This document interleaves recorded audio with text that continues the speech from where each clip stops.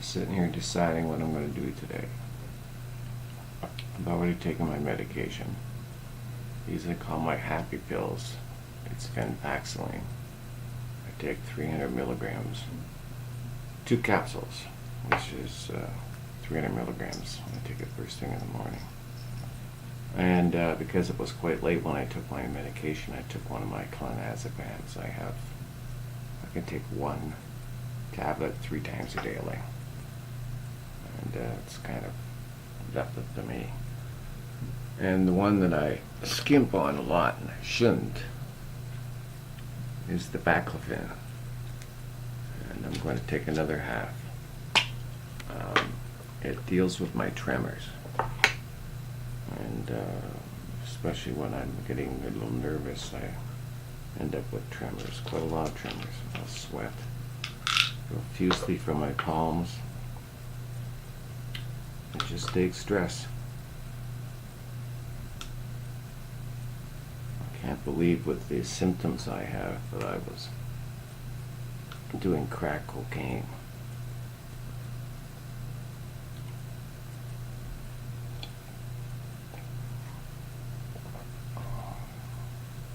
I'll tell you what, I never had my meds left when I was doing crack cocaine. They're always disappearing. And especially this one, Seroquel. My partner is taking, I can't remember, 300 milligrams, something like that. It's an antipsychotic amount. I'm taking 75 milligrams fast acting.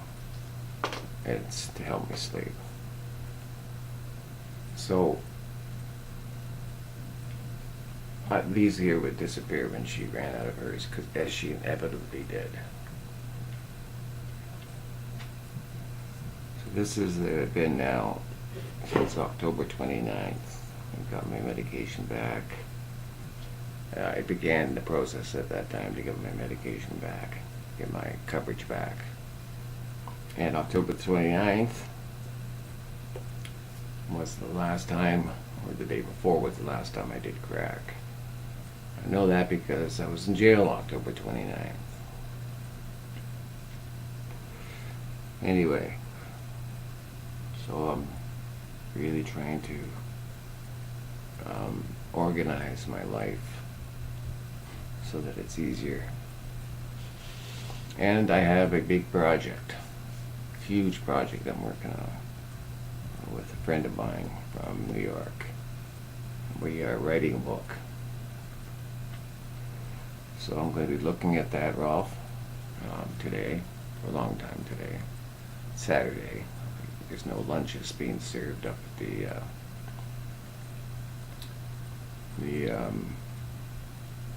what do they call themselves, the Pentecostal Internationals or something. Anyway, they serve hot lunches.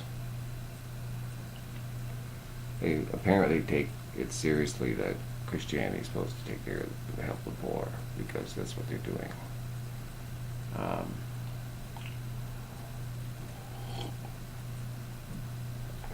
Well, I'm poor. I'm on last resort, Social Security last resort, because there's no chance of me ever going back to work with my multiple sclerosis. And I have a social worker who's really helping me a lot down where I do my recovery maintenance work group, recovery maintenance, because I hadn't taken crack for so long. I had 3 months when I got there. Now I got 5 months. 5 months of no crack. And for those of you who've dealt with addictions, and crack addictions especially, or crystal meth or whatever, it doesn't matter. Crack and crystal meth go hand in hand, and they're together in the same bucket, rock. Anyway, those of you who have had experience with it, you know that 5 months off crack is pretty good. But my thinking is not going to stabilize for between 2 and 5 years because I did a lot of chemical when I was a child, when I was a kid. I was 17 years old living in this very province. A lot of acid, a lot of what's called mescaline, which was horse tranquilizer, I'm sure. Smoked a lot of weed, drank an awful lot. So that's obviously harmed me and harmed the way that I think. And the only way that I can get my thinking unclouded is to go abstinent on all drugs. And the only reason I smoke a little marijuana in the morning is to calm me down. Instead of that, or try to get another clonazepam from my doctor.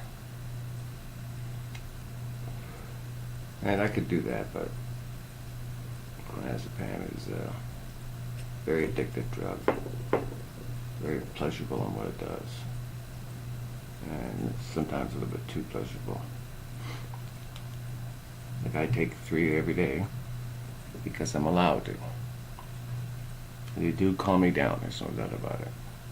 And that's important for me to stay calm down. Anyway, this is running to 6 minutes, 6.5 minutes. I'm going to stop. This is my day. I love you all. You know who you are.